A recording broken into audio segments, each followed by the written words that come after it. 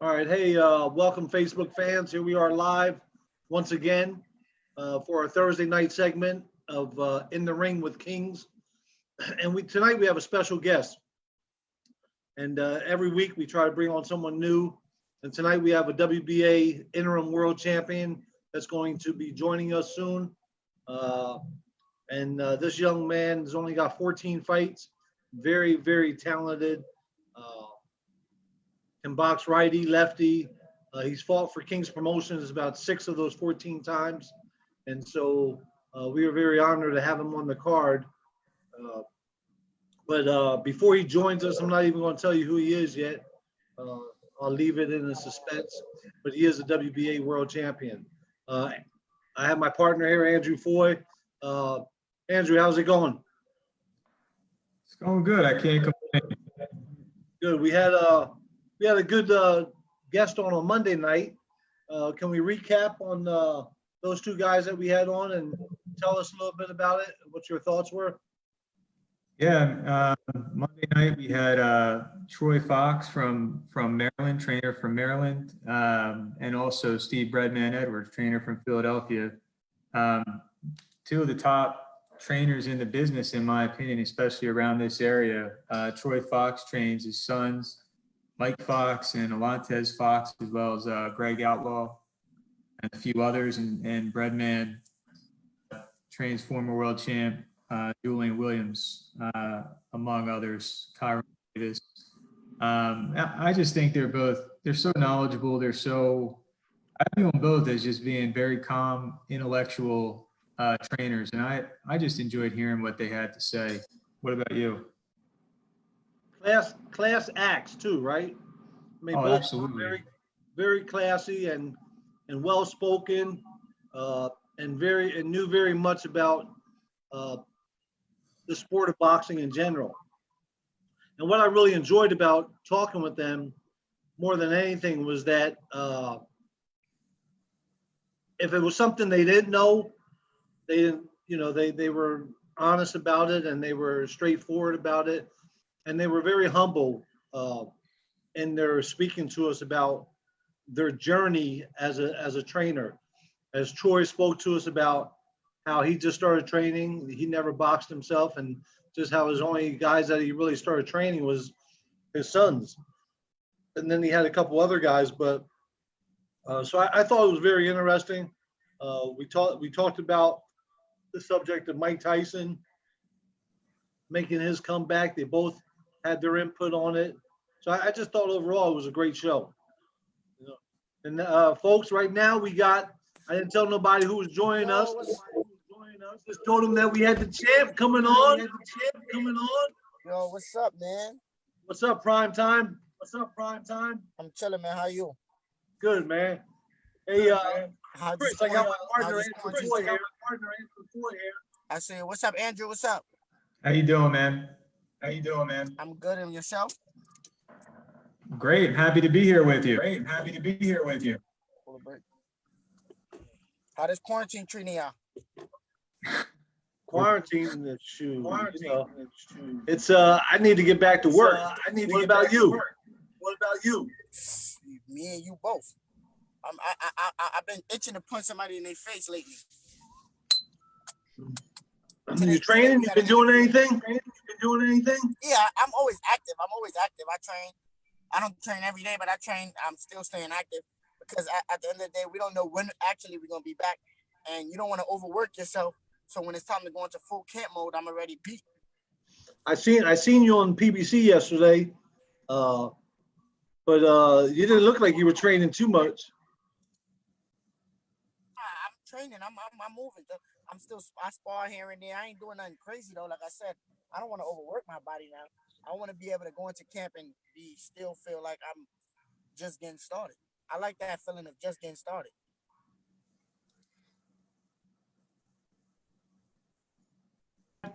Shoot, the night before we had all that food that you had laid out that your people brought, but it was a great time. I enjoyed it. I enjoyed being a part of it. Wait, my bad. Say that one more time because it was on. They had it on the regular phone call. That's right. On the last show, when you won your title, How do you feel? How do you feel? Just did it sink in that you won that title?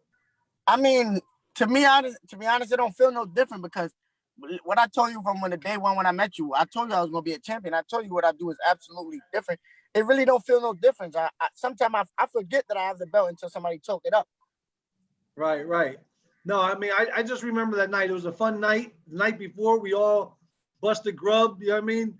Yeah, for Sit on sure. that floor when you had all your people brought all that food, we were Yeah, throwing down, definitely. Yeah. man. Yeah, It that was was a a good good night. time. I mean, it was a good night at the end of the day. We got the W. We did what we were supposed to come to do. I wanted it to be a spectacular fashion, but the fight went how it went, and we can't really control that. The only thing I don't like about Philadelphia is that every time I fight in Philadelphia, I get that same referee. Oh He ref yeah. my he ref my last fight and the last fight that I fought in Philly, and both times he let fighters do the same thing to me over and over. Hit me behind the head, grab me, and it's like he don't take points. He just keep giving warnings and warnings. Slow down.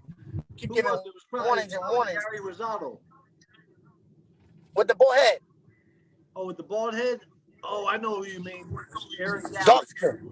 Yeah, yeah, I know who you mean. Yeah, but Yeah, and you fought for me he like let 6 times. yeah, I did actually because when I first started, I was on your card like 5 times in a row. Yeah, and then we fought. You fought in Reading. You fought at the Sands Casino, of course. Yes. Uh, so yeah, no, Ready and I always seen so much talent and ability in you from day one. You know what I mean? But the one thing that I've noticed that you've changed a little bit. Look, you still like to have fun in the ring. I mean, that's a given. of But you course, I see, mean, because at the end of the day, if you can't enjoy what you do, you shouldn't be doing it. but you seem like you've changed your gears a little bit as you seem to you got more serious in the fight. I should say. You still I have mean, yeah, fun, but you turn it up. yeah, it's always got to be that point in the fight where you got to turn it up because the fight was boring. It was boring me, to be honest. I don't like to be bored in my own fight. If you bored in your own fight, something is not doing, something not. But I go into the fight with the mindset of, um, I'm gonna do what I got to do to win. So if it's gonna be a you stare at me, I stare at you match, then let it be. But I'm gonna win, no matter what it takes. But then I think I was in like the 7th round. I'm like, oh my God, he's running, he's grabbing. Don't get it wrong, he had good distance. Like I would throw a punch, I'm like, ooh, I'm about to land this. Bing, bing, bing, bow. But I would miss. I'm like, damn, this guy's distance is good. So I go back to the corner, I tell my dad, like, yo, this guy got good distance. Like, oh no, like, and he grabbing me and he running. So it's like, it's getting me a little mad now. I want to fight. Like I want to have like, come on, let's get a crowd what they came here to see. But they ain't come to see this. But I started. I'm like, yo, I'm just stepping up because once I realized the guy don't got power, I put my earmuffs on and I go to work. But I noticed that. Of course, I sit right there at the ring. But Yeah. I noticed Sosa telling you about stepping up and walking him down and pressing. When you took on that role, I say probably from the 5th round on, the fight changed. I mean, it started to become more exciting. Only because you made it more exciting. Yeah, it's more like this. I look at it like this. A lot of fighters look at me as a boxer. They don't think I can stand there and bang. They don't think I can sit in the pocket and bang. So when I do that, it's a surprise to them. And in my last couple fights, I had to do that to them because it's like they wanted to run or the Joshua Hernandez fight. He was a big banger. He wanted to stand there and bang. But I had to show the world that I can do that. I can do whatever it takes to get the W. I don't get uncomfortable. I make an uncomfortable situation comfortable for me and make them uncomfortable at their own game. Well, That's when you know you're special. you know how I feel about you as a fighter. That's the truth. I mean, you in my opinion, without doubt, I mean, it'd be hard for me to bet against someone else in a fight with you at 130. It really Yeah, would that's be. Because I I think that we haven't seen the best of you yet. That's my opinion. I think feel that like I didn't see the best of myself yet.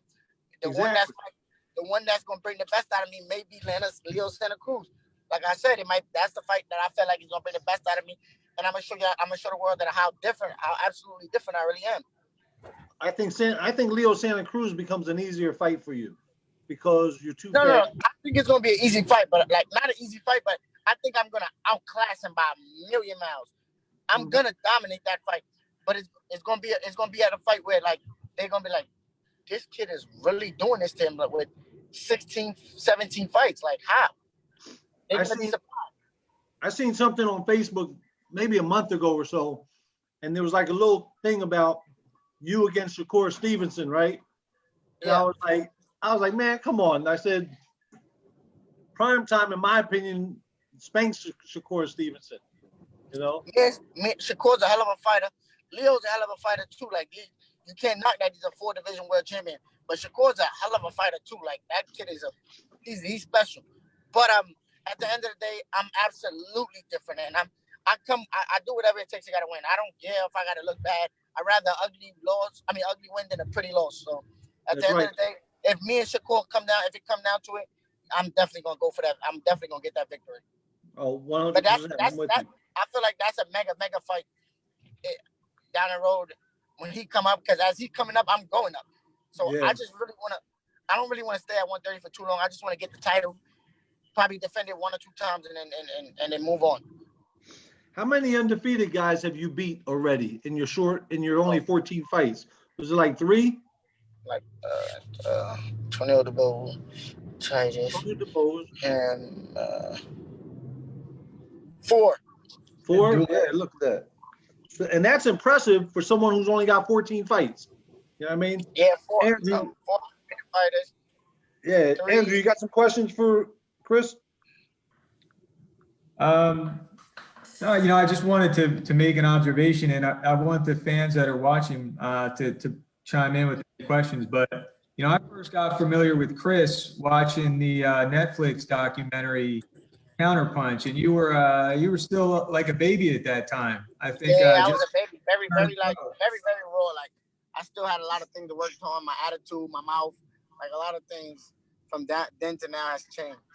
The one thing that surprised me was when I met you at the fights in February with Marshall.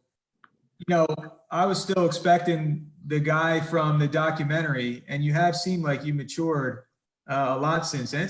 You're still young. You're 23 years old, but do you feel like you've kind of grown up fast with professional boxing and being a man now?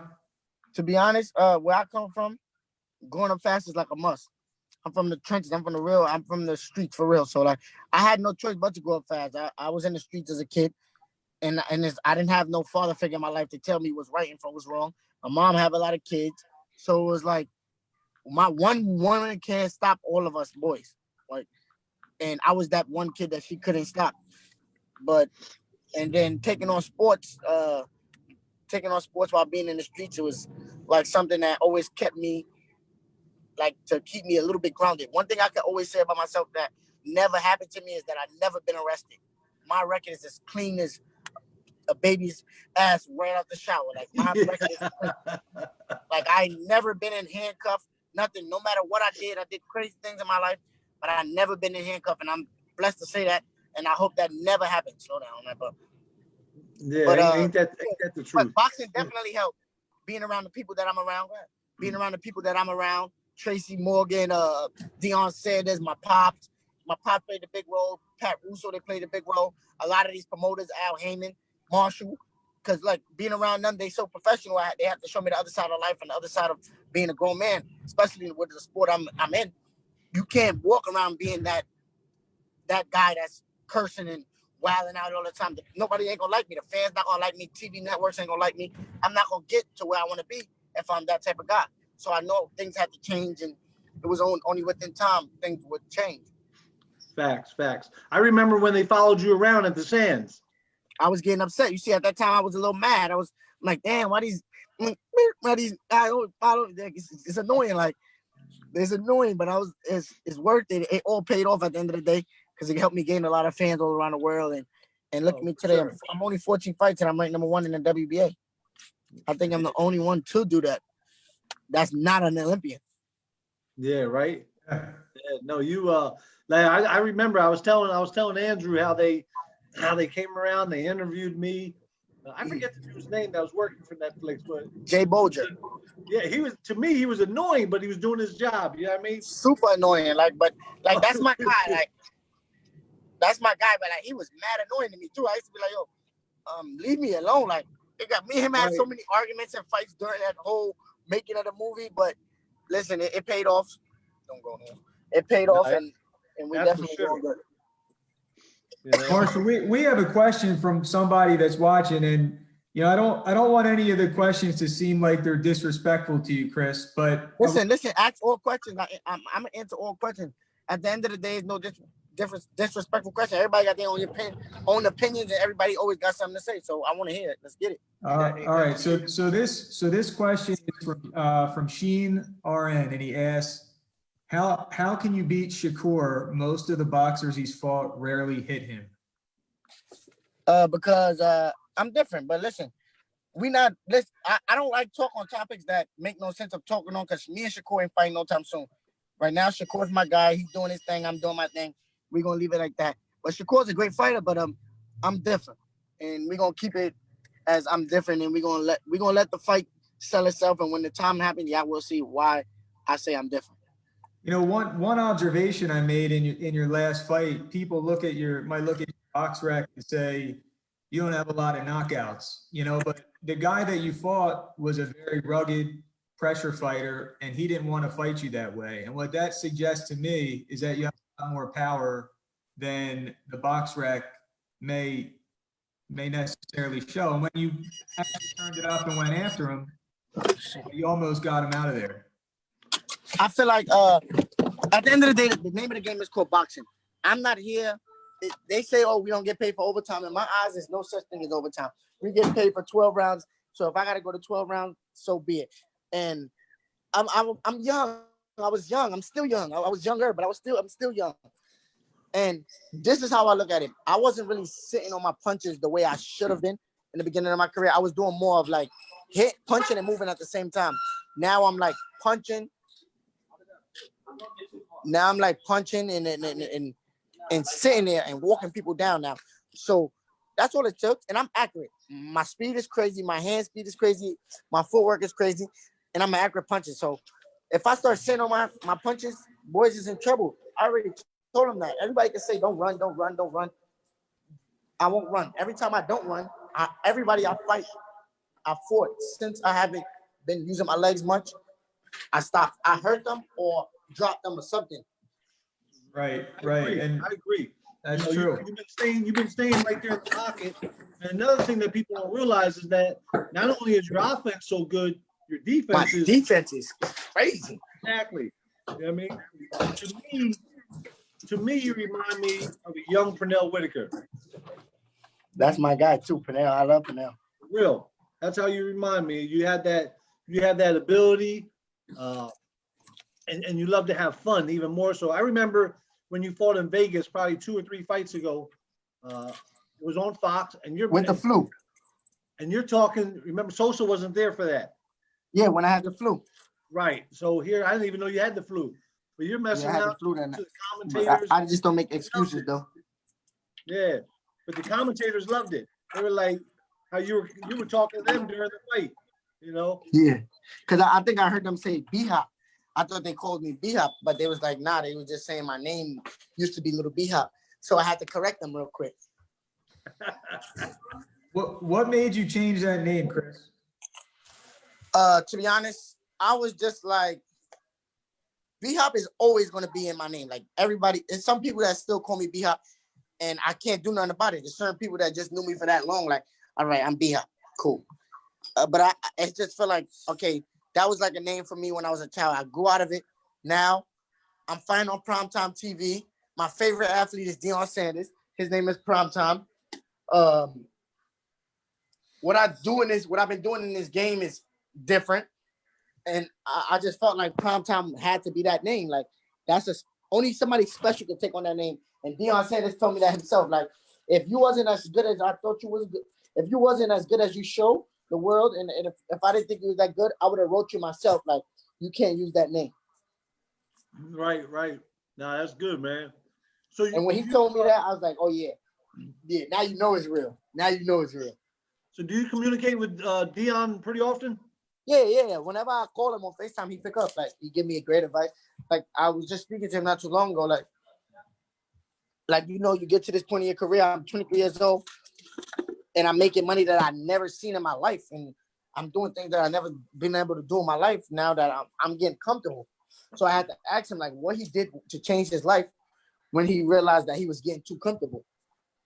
And he told me a lot of people don't know his story, but he won the Super Bowl, but he wasn't happy after winning the Super Bowl. He won the Super Bowl. It was just like, oh yeah, I won the Super Bowl, okay. But he had all the money, all the girls, all the cars, all the everything. And he went to go drive himself off a cliff, but he landed. Wow. He landed, and that's when he knew things had to change. And it's good. And I'm just happy. I'm proud of myself that I realized that I'm getting too comfortable now before I make a mistake and regret it. Mm-hmm. I'll tell you what, That's an interesting story. that you have someone like Deion Sanders to give you that advice. Yeah, definitely. And even Tracy Morgan, like I'm around Tracy Morgan all the time. Like that's my dog. And he was telling me, he be telling me too, like stay focused. Like he be on me more than anybody. Like it's so serious. Like he bought me a treadmill and everything. Like, yo, I want you to stay focused, Prom. Stay focused. He be calling me like, yo, did you run, Prom? He be like, yo, Prom, did you run? Did you run, nigga? You supposed to be running. I'd be like, nah, I didn't run today. He bought me a treadmill for like a couple $1,000. The treadmill was mad expensive. I'm like, I don't even like running. That's one thing people don't know about me. I don't like to run. I don't run. That's why your legs are so good. Getting ready for fights or anything, I do not run. What's the majority of your cardio other than boxing? Condition, like I do a lot of strength and conditioning. That's about it. A lot of he mixed it up. My strength and conditioning coach mixed it up. But running is not in my game. Like, but I don't get tired. That's a fact. Yeah. Like you see my last fight, I stood all 12 rounds. That's a fact. I know people was looking at me like, how is he standing? Like, I don't run. I don't get tired. Everybody feel a little win. Like they gotta, okay.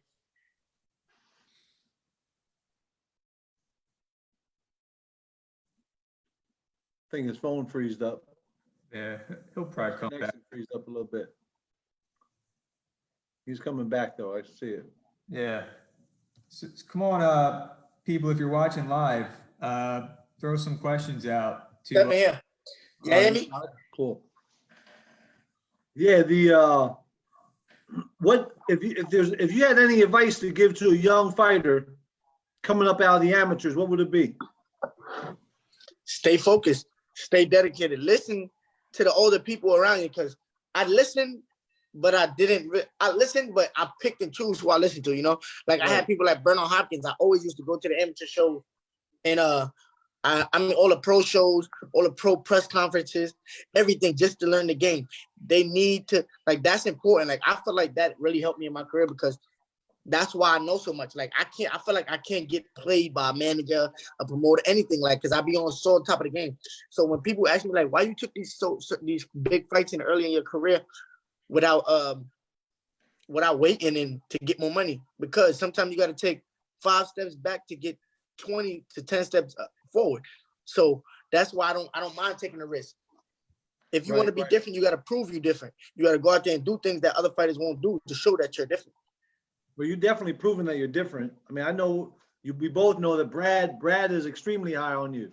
You know what I mean? That's my dog, Big Brad. I speak to him every single day. Not just that, you know, Brad's a good role model as well. Yeah, that's Uncle B. Yeah, and he can always give you some good advice. You know what I mean, so which is always great. I mean, and I think you just having good people around you makes a difference. You know what I mean? Yeah, a great difference. I got Pat Russo, my dad, Tracy Morgan, Deion Sanders, just good people. Mano, there's good people like that around me. Like they give me wisdom. They keep me ahead of the game, like so I can know before I do things, like not to do certain things. So like Mano's a street guy, but he made it.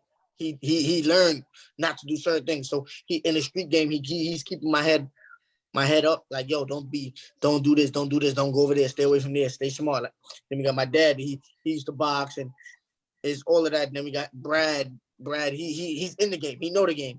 Deion Sanders, he's just an overall athlete in general. Like he's very successful in life. without football, not only football, like he's had a great football career, great baseball career, a rap career. Like he did it all.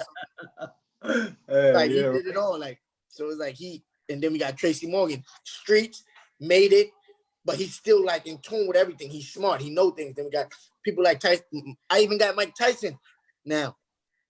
Oh yeah. And to be honest, Mike Tyson was never one of my favorite fighters. Like I never used to watch Tyson. Like that's not because it's not my fighting style, you know? Right. So like I really stayed away from Tyson, but like he's even cooler. He give me wisdom. I see him. We about to do a show together. We about to do an episode on the last OGs together, a whole episode. Oh yeah. Me, him, and Tracy Morgan. Wow. That's hot, man, for real. Yeah. That's real hot. What when you I mean you're just starting in your career. What weight can you see yourself maxing out at as far as when you move up and you're ready to retire? What weight? 147. I made myself a promise I have to fight at 147 at least one time. But to be honest, I'm a big guy. People don't understand how big I am. How big I could get. I don't try to get big. It's not like I sit home and just eat. I probably eat like one time a day, the most 2 times a day.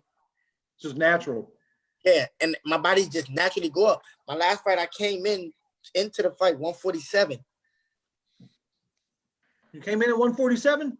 I weighed in at 140 in the morning, but wow. I weighed in at 138 in the morning. But no, in the morning we had to reweigh, remember? Right, yeah. I weighed in 138, and then I went up to 147. Wow. So you put on 17 pounds by fight time. Yeah, but I wasn't really eating the night before because I knew I had to make weight, and I know my body go up fast. So like I knew I couldn't really pick out the way I wanted to. With all that food that was there, I don't know how you were eating that. Because that weight, you pay a fine or you, and I wasn't paying no fine. Greg, my wife and I, we loved it right there. My boy Greg, I like Greg, but rules is rules. And if you come in over, fine. What do you got for him, Andrew? I don't want to throw all the questions out here. People to shoot some questions, but one thing that the documentary focused on a lot was your relationship with your coach at the time, Adrian Sosa. Are you still with him? Of course, I'm never going nowhere. That top dude. A big thing about this game too is loyalty. Loyalty plays a big part in this game. That's how a lot of people end up getting on the effed up side. Loyalty plays a big part because if it don't come now, it's gonna get you back later on in the future. Right. Exactly. Yeah. Because eventually you have to cross that bridge again. Yeah. Some way, somehow, you're gonna meet back up with the same person. So, all right, you have to stay loyal. It's only a certain amount of things that people can teach you, but there's no need to get rid of. You add to your team, add to the arsenal. The same way a fighter adds to his arsenal, we can add to our arsenal as a team. Yo, Chris, listen, there's a coach from the DMV area asked me if he is your favorite coach from the DMV area. Who is your favorite coach from the DMV area? It's either Boog or Barry. Troy Fox asked that. Troy Fox, who's that? Mike Fox's dad. Alontes Fox? Yeah, exactly. Oh, that's my dude too. I like him too. He could he be doing his thing with his sons, boy. Yeah. But I promote his youngest son, Mike. Yeah, them Giants be going to work. You ain't lying, man. That's the fact. You know what I mean? What else can you see? Who do you see being a dominant force coming up? Whether it be in your weight class or any weight class. The people from my generation coming up from the amateurs to now, right? Them a bunch of killers. Right. Throw a couple names. I don't show no hate and none of that on none of them. Like I wish all of them the best. If we ever got a fight, may the best man win, which will be me. But listen, I love they all in styles. Like they all doing what they supposed to be doing. And shout out to them. We got the Ryan Garcia, the Devin Haney, the Shakur Stevenson, the Teofimo Lopez, Richardson Hitchens, Jerron Ennis. The list goes on. Like it's a bunch of them. Who's the other kid that Sosa trains?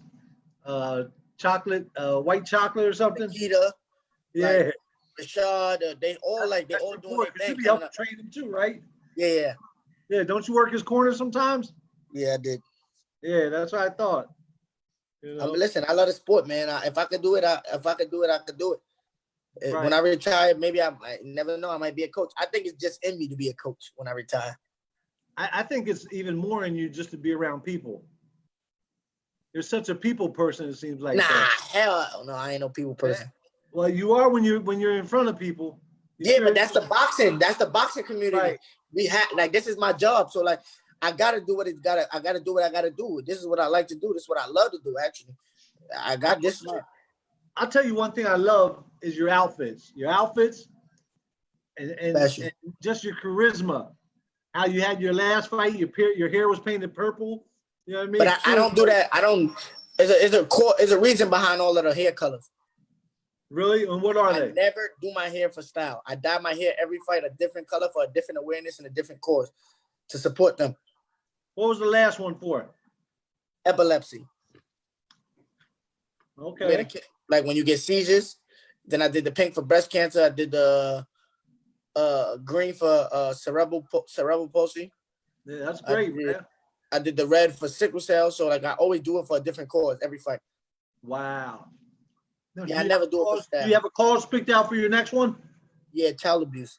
Because I feel like that's a big cause going on around the world in Brooklyn and New York, and that needs to be put on notice because a lot of people don't really pay attention to it. They're just thinking about like the rapists, what do you call that? The domestic violence and all that. They thinking about the shit like that. Child abuse is a big cause that need to be put on blast, and people need to.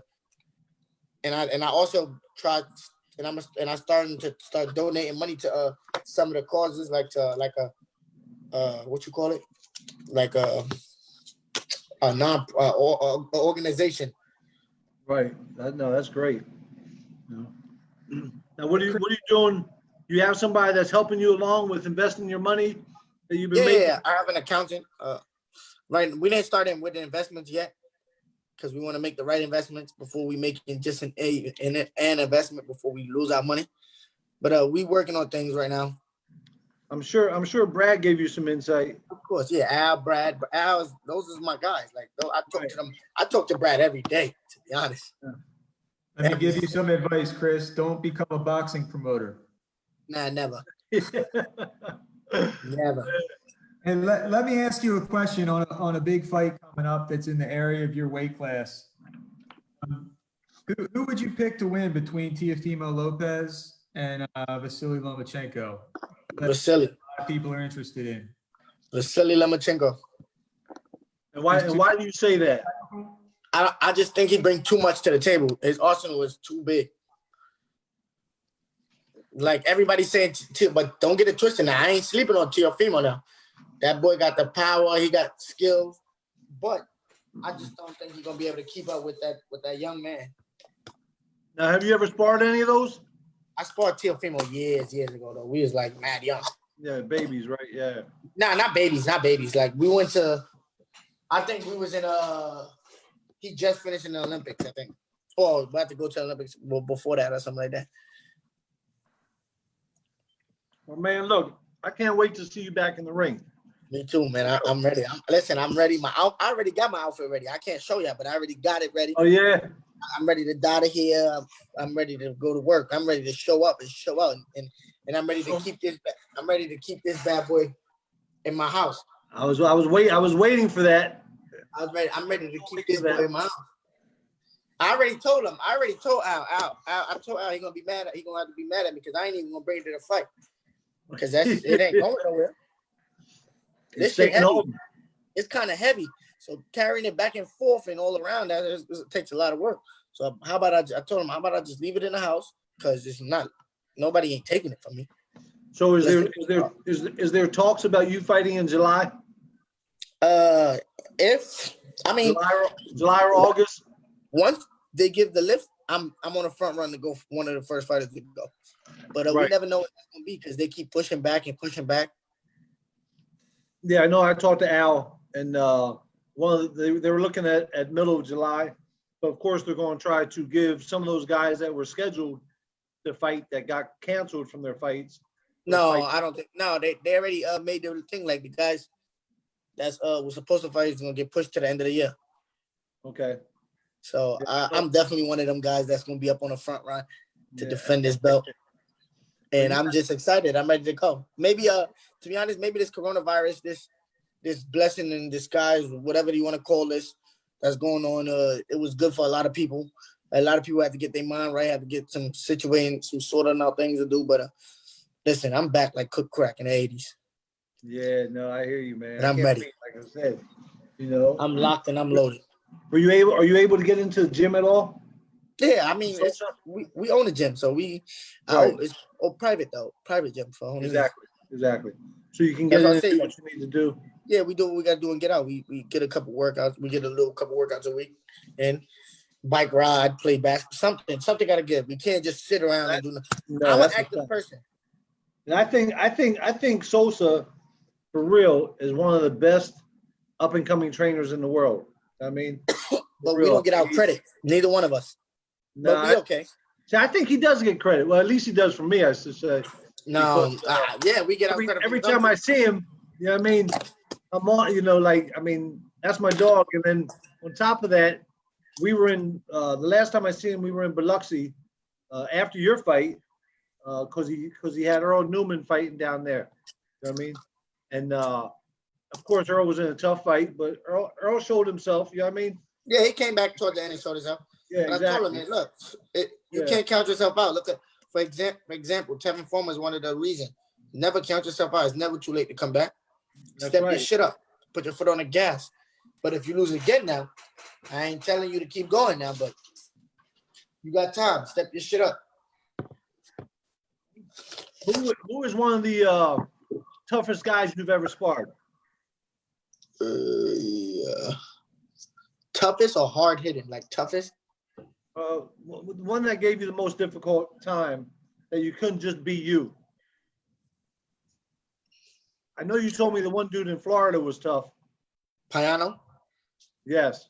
Yeah, but I was me. But I'm saying like he's just tough. Like he taking the ass whooping.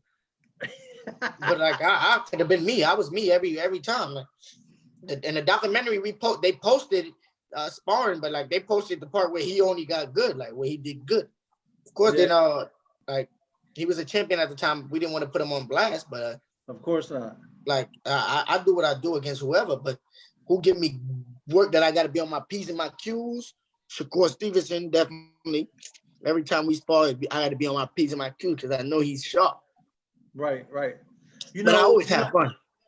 Yeah, one of the things that fighters come across as they're growing is they get to a point where they can't stay at home and train anymore. They get to a point where they're like, man, I need to go to camp. Do you feel like you're at that point yet? Yeah. I just told my dad that the other day. Like I just feel like I'm too that's what I just was talking about with Deion Sanders about the comfortableness. I'm too comfortable. Right. But fighters always realize that they're too comfortable when they make a mistake or they take a loss. Right. I don't want to be that guy. So you need that. Well, it's good that you realize that now. That's it. Change. You need that change. Definitely. But I'm not looking for a big change. I'm just looking for a change in the environment.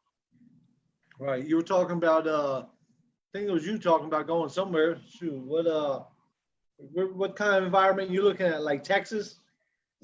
Yeah, I'm looking to move to Texas actually. Yeah, I know. That's why I said on that comment yesterday. I said it was probably late. I said I have a house in Houston. You can come down there. Yeah, you do. You know, where you at in Philly right now? Right now I'm in Philly, yeah. But I leave next week to go back down to Houston just to check up on my house and that. But yeah, no. Yeah. How many bedrooms you got in your house? Enough for you. Give me a knife and fork. How many bedrooms you got in there? 4. Yeah. I'm looking for something like just enough for you. Yeah, I need to find a camp. I'm not trying to go there for camp, but I'm trying to move out there to live there for sure. No, because that's what we'll set up camp down there. Like my son, he'll go down there, and we'll train down there. And there's plenty of gyms down there. But you know how it is. No matter where you go, some guys just don't want to work. You know what I mean? Yeah. You might. It's always like that. It's hard for me to get spawned. Yeah, you might get that same thing in New York. That's what I'm saying. You can't get work. And then as soon as you ask for work, they want to say, how much am I getting paid? Yeah, like, brother, help a brother out. I'm helping you out by sparring you. Why you can't help me out? They want to know how much you're gonna pay him to spar, you know. But that's one of the biggest troubles I see among fighters nowadays. They want to capitalize on just trying to get some work instead of looking at it as They though, need to man, I'm understand the trying to get better. opportunity that they get. Yeah, Exactly. Instead of trying to say I'm that's what getting I used to better, do. yeah, you get as much I used work to as you spar can. everybody. I Yeah. sparred Rigondeaux and That's and how I you sparred learn. him. Huh? That's how you learn. Yeah, but he ain't teed me up. No, I'm sure, but you still learn something. You know what I mean? If you don't learn something in everything you do, then it's a lost cause.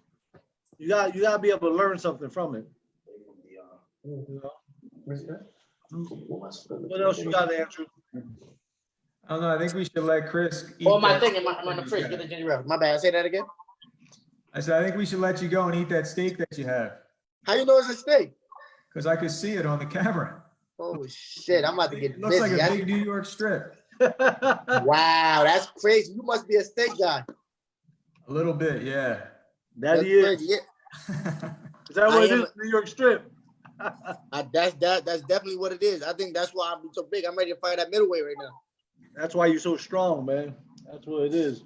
Hey, well, look, Chris, I thanks for appreciate joining us, y'all for man. having me on here, though. No, I appreciate it, man. You're the man, and I'm sure I'll be seeing you soon. But Of course. stay blessed and keep working hard and keep grinding, man. And you know my Thank you. phone. You too. Y'all stay safe, man. Stay away from these people with corona. I'm only a phone call away, so stay in All right, touch. my brother. All right, I brother. appreciate it. Look forward to seeing you in action again soon.